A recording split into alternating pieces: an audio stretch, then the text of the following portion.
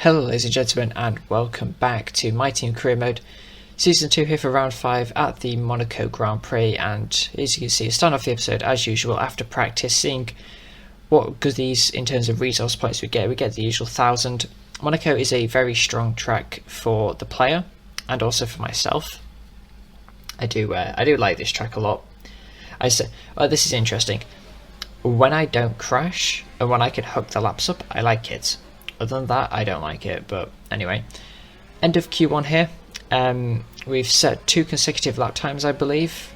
Actually, no, we set 1 lap at the start, and then we set a second one of a 108.8 to go P7, which is going to comfortably get us through into qualifying too. As you can see, they're a bit worrying because we are only 12th. 7/10 off of provisional pole position. My teammate just misses out on getting into Q2, and here in Q2 this is our first lap, coming around Raskas and Antidinose, I think. Get a little bit of a wiggle at the final corner and come across the line. It's actually P2, 109.0, and I believe that is on a used set of softs. Oh no, it was on a fresh set of softs, and that's the only lap we needed to get into Q3, which is here we are now. We only have 1 more set of softs, and we're going to go for an on-board lap of Monaco here. So going through into turn 1, 7th gear, want to flick it down into 3rd, get the rotation in, and then punch out the corner. And I would just accelerate up the hill, weaving through the corners, and down into this corner. I want to go into 5th gear, and then keep the car as left as possible, down to 4th for this corner, minimise the wheel spin, straight over the bump, and then into 1st here, short shift up to 2nd, 3rd, and then back down into 1st for the hotel hairpin. Then into Portier, I believe. Get a little stop of oversteer on the exit, and then through Mirabeau. We get a very nice exit there. I don't know the corner names. Anyway, going through the tunnel into the Nerval chicane, braking, 2nd gear, gets a nice rotation on the car, use up all the exit space. We're half a second up on our previous best, or banker lap time of a 109.0.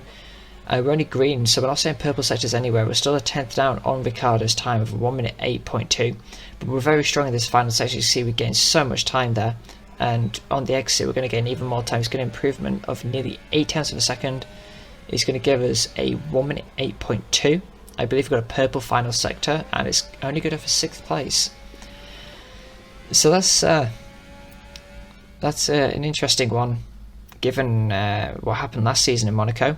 As you can see, at 108.2, the small mistakes that we had that session definitely didn't help us. As you can see, it's very close between the top 4. I believe minimising the mistakes that we had would have got us into P5.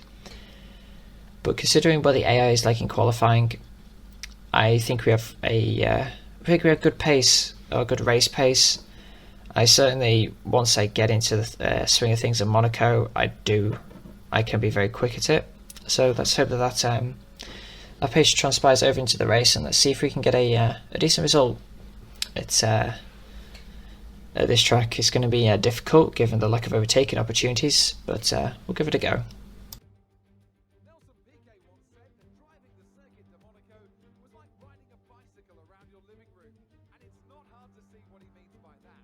There's no more prestigious a Grand Prix victory than Monaco, but also none so challenging. The astonishing Circuit de Monaco is, for all intents and purposes, virtually unchanged since its inaugural race back in 1929. The faster cars of today, though, ensure the 19 corners past the casino and along the seafront remain as thrilling as ever. A 2.1-mile lap here takes us around an entire country, yet never more than inches from the race-ending barriers.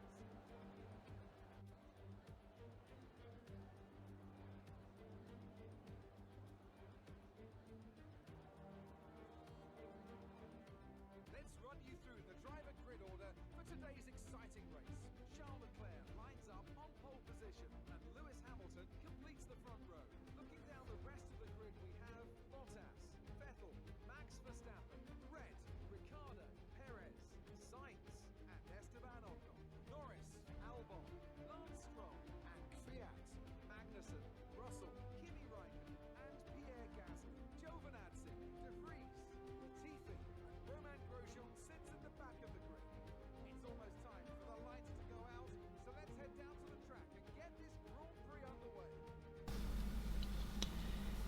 So that's the grid, and the strategy is going to be very simple. We're going to do softer mediums.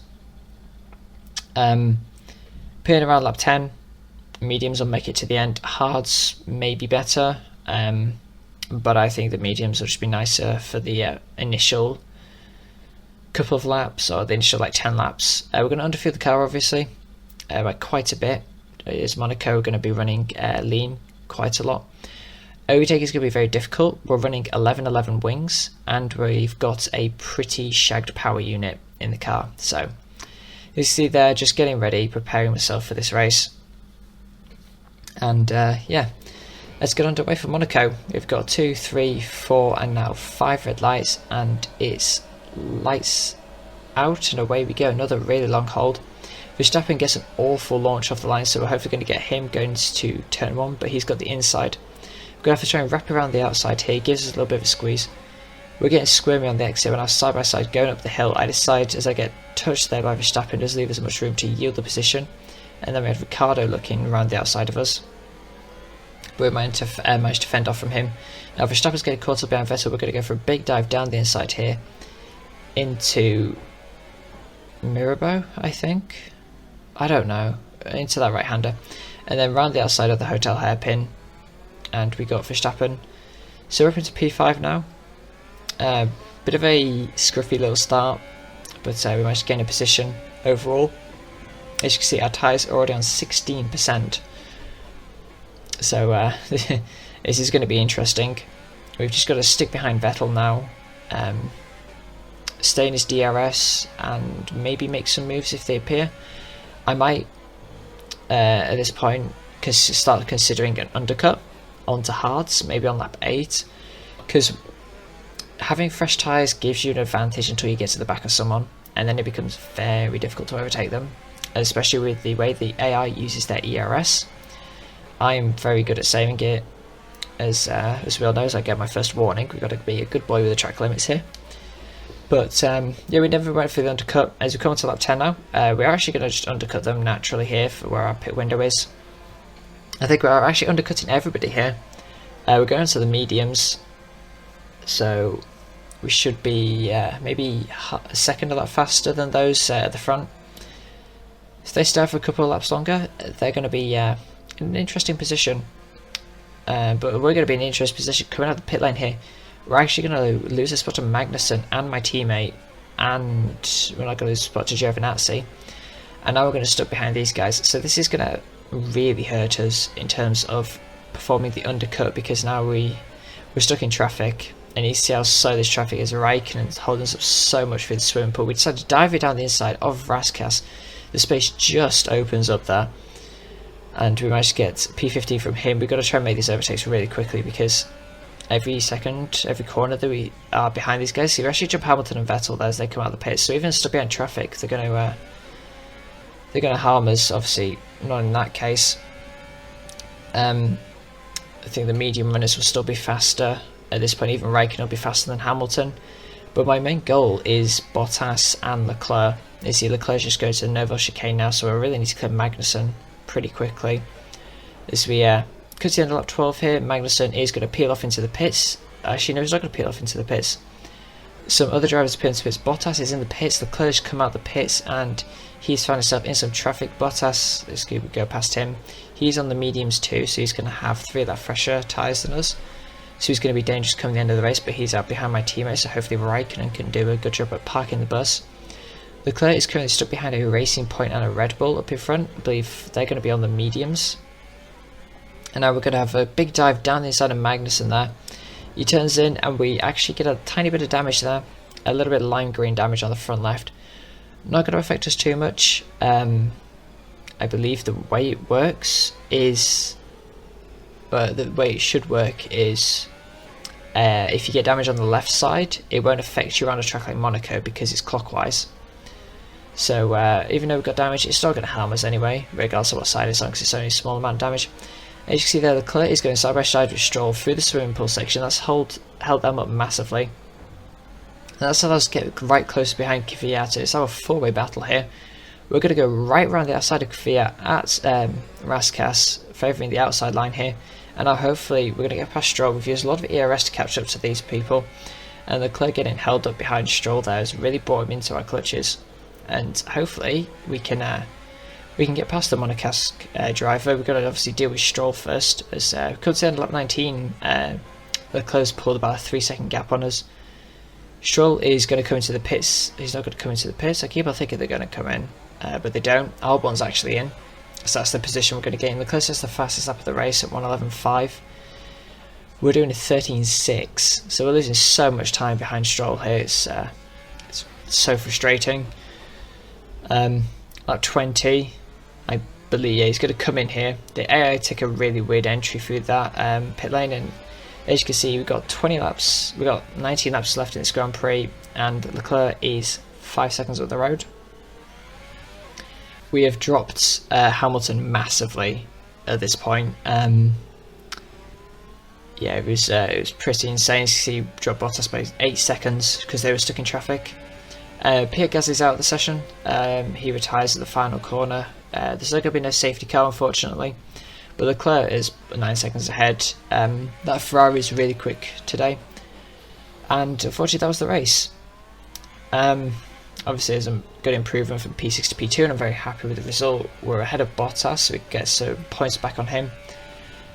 But it's just a bit frustrating with the traffic we got caught up in. I definitely feel we had the pace to win that race today. But nevertheless, second place is a good result, and we're continuing our very consistent run of performances. So, yeah, bring on the championship, I say to Bottas after that result.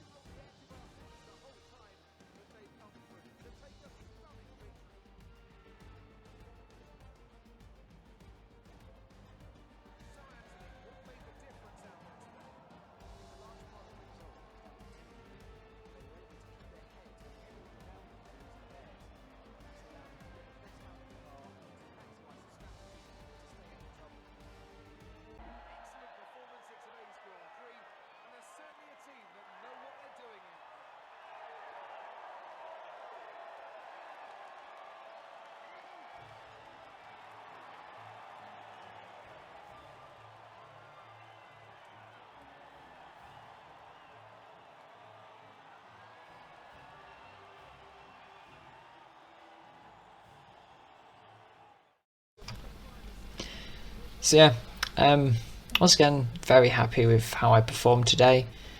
Unfortunately, my teammate doesn't manage to pick up any points whatsoever. So we're having to carry Kimi quite a bit in the standings.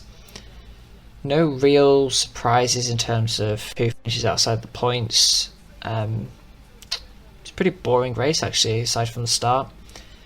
In retrospect, maybe I should have tried to put on the hard tyres, have a bit more life left in the end, and got a bigger undercut. Because if I'd have peeled to hard a couple laps earlier, I'd have definitely been ahead of I'd have definitely been far enough behind Raikkonen that it wouldn't have affected me in terms of the undercut. Although saying that, Leclerc didn't get affected by Raikkonen, so I think I made the right strategy call. Stick with what I had. We now move ahead of Vettel in the rivalry, so that's always good. And getting some more acclaim, boosting our team further. Raikkonen upgrades his acclaim, is not really relevant at this point. I don't really see what it does, actually. I don't know what it does. Maybe it's there to make you feel better, I don't know. We get another $1.2 million for completing all of the sponsor goals. So, racking up the cash here, which is pretty decent given the fact that the next facility upgrades cost a considerable amount. As you can see there, we are going to be focusing quite a bit on the engine for the next race, which is the Canadian Grand Prix. And one thing that I only just realised during the inter-team video I was doing between Season 2 and Season 3 is that you can only do a certain amount of upgrades with a certain level of what do you call it, a facility. So if it's like my facilities come the end of Season 2 are still level 2, but I couldn't continue to upgrade my engine or downforce or chassis. I had to upgrade my facilities to at least level 3 to allow me to do that. So yeah, that kind of affected us a little bit come the end of the season, but yeah, we'll cross that bridge when it comes to it. As you can see, we're just adding some upgrades. You see, we're actually we're not actually boosting any of the facilities at the moment. We've done a couple of upgrades. The engine upgrade actually failed, but we paused time to get that back on in time for the Canadian Grand Prix. Actually, that's not going to be on time for Canada. We've got a brake disc upgrade though, so that's definitely going to help us. And yeah, I was Monaco. Again, pretty boring race, nothing much happened, but a decent result. So if you did enjoy this, if you are enjoying Season 2, do let me know, and I will catch you all for the Canadian Grand Prix, which will be round 6 very soon.